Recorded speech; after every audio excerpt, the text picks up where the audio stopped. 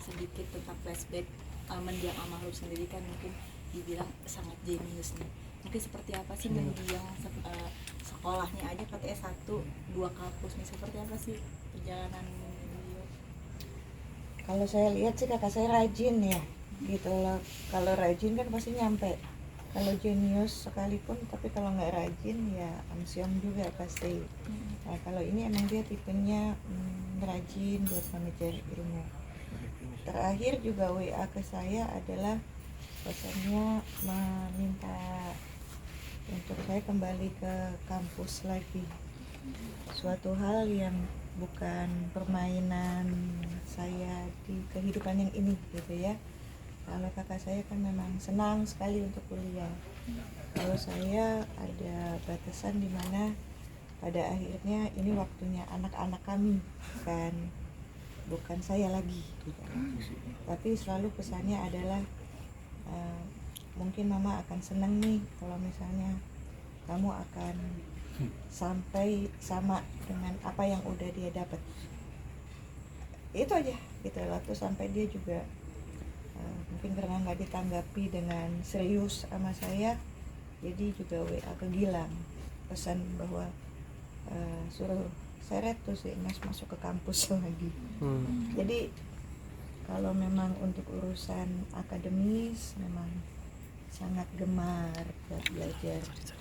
Jadi waktu itu saya jawabnya, Mbak, ijazah itu nggak nentuin cara berpikir. Jadi kalau begitu aku nggak ada ijazah sampai S3 atau penelitian jadi profesor, tapi aku bentuk cara berpikirku, boleh nggak?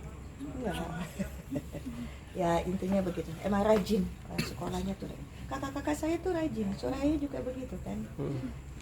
Dia juga doktor, cum laude gitu. Emang dua itu sangat gemar sekolah. Agak beda, saya agak lain. Berarti untuk aktivitasnya sendiri sebagai dosen cukup padat atau seperti apa? Mungkin kalau jawaban aktivitas setiap harinya yang bisa jawab adalah penghuni rumah yang sama ya, karena kan kami tinggalnya berbeda jauh, jadi saya juga tidak tahu aktivitasnya. Cuman yang saya tahu hari itu memang saya dapat kabarnya demam sebelumnya. Dari pekerjanya juga bilang, ibu demam, terus sempat ke rumah sakit diinfus, ngasih lihat bekas infus biru, terus tapi aman tuh, badannya udah agak enakan, minta dibikinin mie, makan pisang, terus ke atas, selesai. Gitu. Jadi saya juga ketemunya udah jenazah ya, ketemu di rumah sakit. Kenapa dibawa ke rumah sakit? Karena memang mesti ada surat kematian kan, jadi sekalian untuk menentukan, memastikan bahwa memang beliau sudah meninggal, itu mesti dibawa ke rumah sakit. Mungkin masih ada harapan, pikirannya tuh pingsan gitu, jadi masih bisa ditolong. Ternyata memang sudah nggak ada di rumah. Nah, jadi dibawa dalam kondisi yang sudah nggak ada, jadi dipastikannya di rumah sakit. Saya juga dapat kabar dari Bella, putri pertamanya, mengabarkan bahwa Ibu Ica udah meninggal. Tentu ini suatu hal yang shock ya buat saya dan Suraya. Kami adik-adiknya nggak menyangka gitu ya, iyalah secepat ini. Kemudian akhirnya ya dari 3 jadi 2. Dan tadi kami menyadari bahwa mesti menjadi pengganti ibu buat Bella dan Kiki, bagaimana menemani kakak ipar saya untuk kuat, karena kami belum pernah melihat ikan sesyok ini. Kami melihat waktu Mbah Yuja, ibunya meninggal, ikan kuat. Waktu Datuk ayahnya meninggal pun kuat. Mbak Uti, kakak sulungnya meninggal, kuat. Yang ini kami baru lihat versi lain dari kakak ipar kami, hancur. dan tugasnya sebagai adik-adiknya Marisa dan juga ipar-ipar yaitu Gilang dan Mas Eki. Tugas kami adalah menguatkan Ikang untuk bisa menjadi orang tua ganda ya, sekarang jadi ibu dan jadi ayah gitulah buat anak-anaknya. Ya jadi mungkin ini suatu hal pukulan.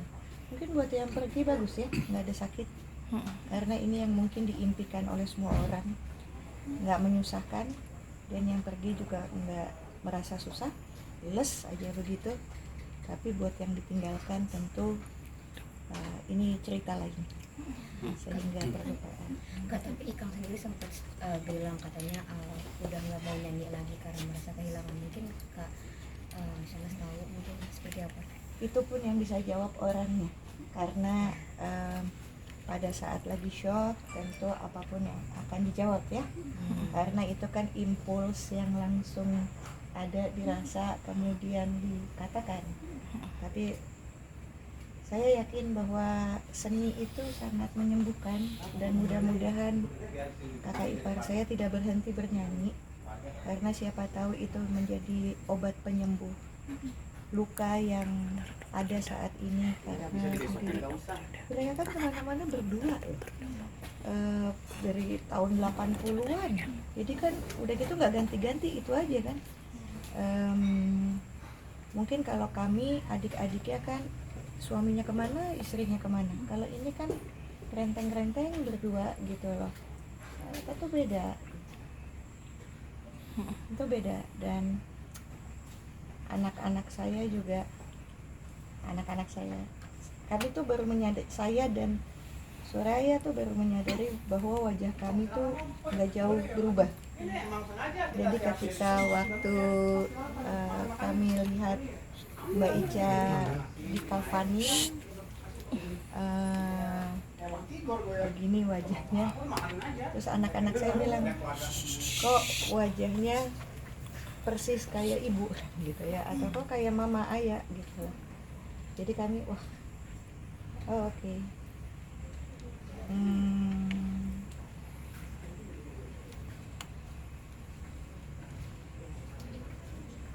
Saya sama Suraya nggak dapat mimpi apa-apa, nggak dapat tanda apa-apa.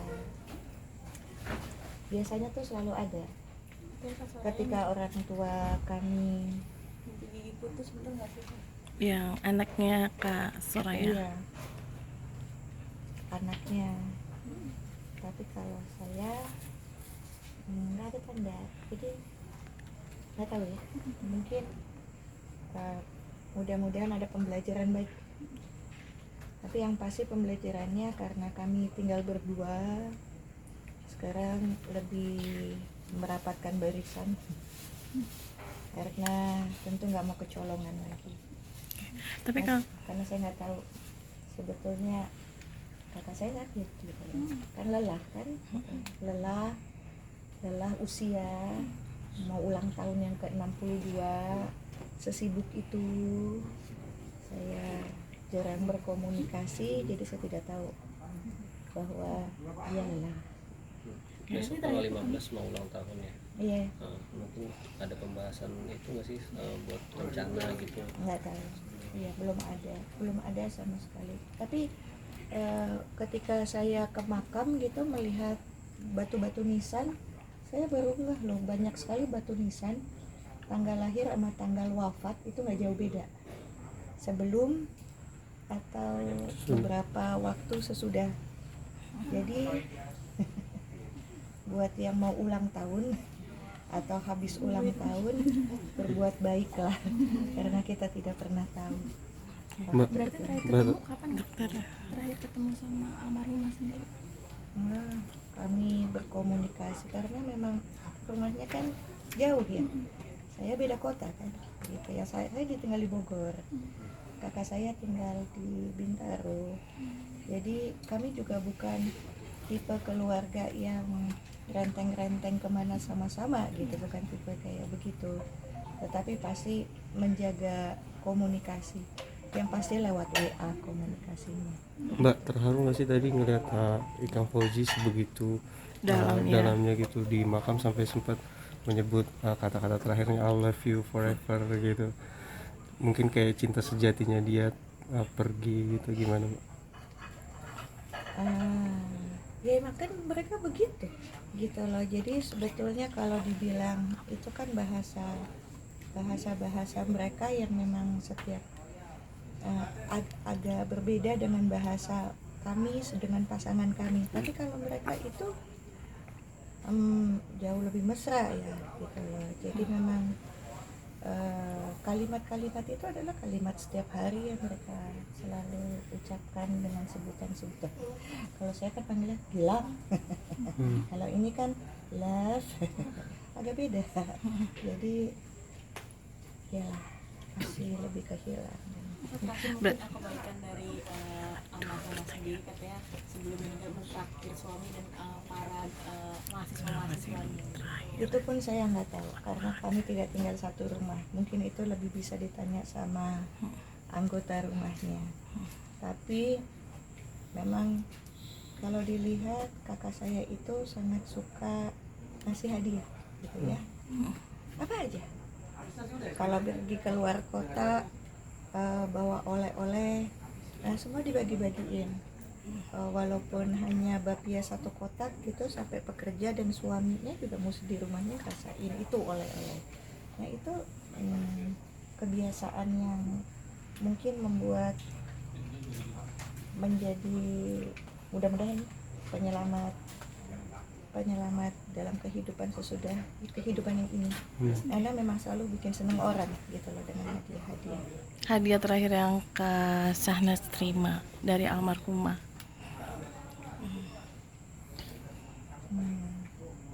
Batu. Dia bawa itu, batunya bentuknya hati warnanya pink. Satu dikasih ke kakak saya Suraya, satu lagi dikasih ke saya. Mbak, tapi permintaan terakhir dari luar negeri atau Ya itu terakhir. Mbak, tapi permintaan terakhir almarhum itu memang mau dikebumikannya tuh di tanah kusir atau seperti apa? Itu pun saya nggak tahu. Jadi saya baru tahu karena kan kalau orang tua kami kan di Karet Bifak. Jadi dan sudah meninggal cukup lama sehingga kalau mau ditumpuk pun bisa. Di tanah kusir itu yang ada adalah ayahnya Ikang, tetapi udah tumpuk 3. Sehingga kami mesti cari kafling baru. Dan di tanah kusir itu nggak mudah untuk mencari kafling kosong. Jadi memang entah kayak dimudahkan. Jadi datang langsung nyari, dapat semua sesuai yang dia mau. Dan menurut anggota keluarganya yang inti memang belakangan ini ibu selalu ngomonginnya soal kematian kalau nggak pakai sakit tuh enak ya gitu. Jadi emang ya dikasih semuanya, dikasih apa yang dia mau dikasih. Tapi di Instagramnya juga nulis postingan tetap berjuang dalam tenang sampai Allah menjemput kita pulang. Postingan 10 hari terakhir. Ya, pada dasarnya kita semua juga tinggal tunggu giliran ya. Jadi mudah-mudahan saya sebagai adik paling kecil atas nama keluarga mohon maaf untuk segala hilaf yang dilakukan oleh kakak saya, dan mudah-mudahan masih banyak perkataan, perbuatan, praktik baik yang bisa jadi teladan ya buat semuanya. Dan terima kasih untuk doanya, karena saya belum buka handphone itu WA banyak banget untuk bela sungkawa, dan di sosial media juga yang mengucapkan itu banyak. Dan saya tuh baru sadar banyak banget orang berkata baik ya mengenai kakak saya. Itu yang jadi kejutan buat saya, yang ditolong ini, yang ditolong itu, ini itu. Saya nggak tahu itu cerita-cerita itu gitu loh. Nah hari ini tuh mereka kayak saya ditolong ini, saya ditolong itu. Oh mudah-mudahan ketika hari saya tiba akan banyak orang juga yang melakukan itu. Tapi kenangan dari seorang almarhumah dari Kak Syahnas ini seperti apa? Kami beda jauh kan usianya, Mm-mm. tumbuhnya nggak bersama. Mungkin jawaban itu lebih banyak di Soraya karena lebih dekat perbedaan usianya. Mm-mm. Saya bedanya 10 tahun. Saya masih sedengkul, dia udah bintang film. Jadi nggak bermain bersama. Mungkin lebih banyak bukan kenangan tumbuh bersama karena udah yang satu sibuk, yang satu masih di rumah. Saya lebih ngeliat bahwa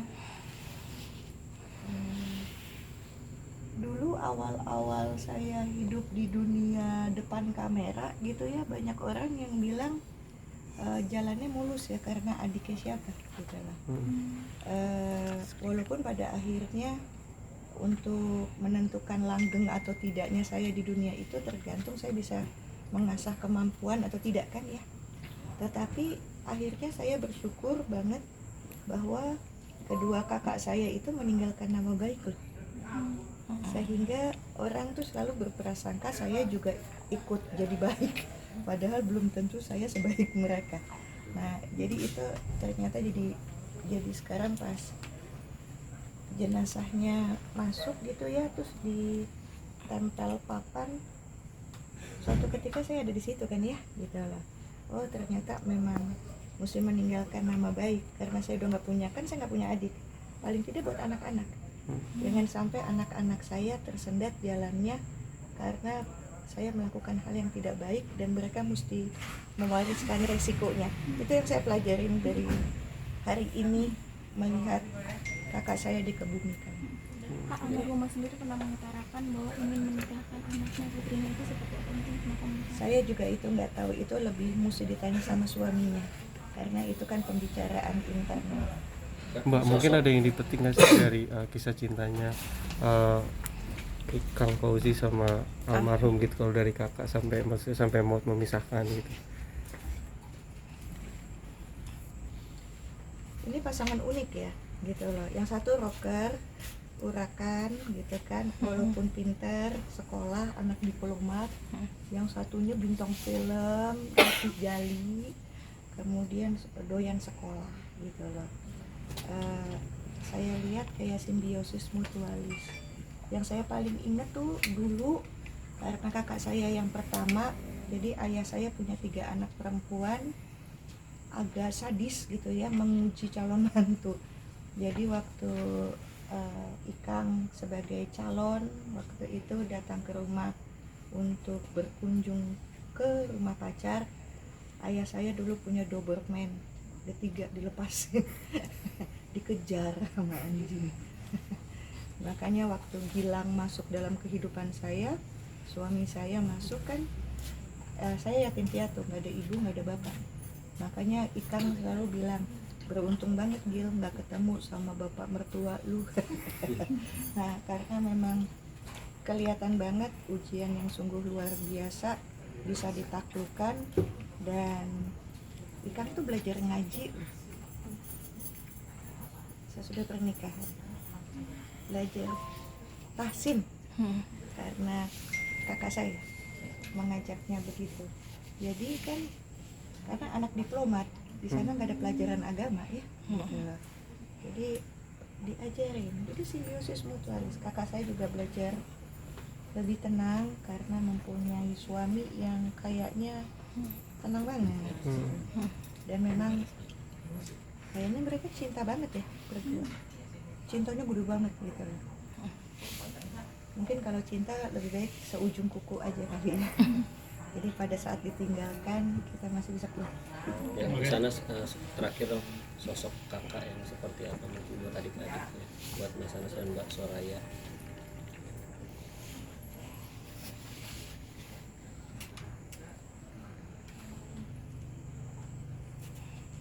Mungkin saya bisa ngejawabnya buat saya ya. Kalau apa dampaknya di kakak saya satu lagi, saya nggak bisa tahu isi hati kan. Mungkin Mbak Aya lebih bisa jawab. Tapi kalau di saya, kakak saya tuh nggak pernah memuji. Saya nggak tahu kakak saya itu bangga sama saya. Karena kakak saya tuh bukan tipe yang langsung memuji.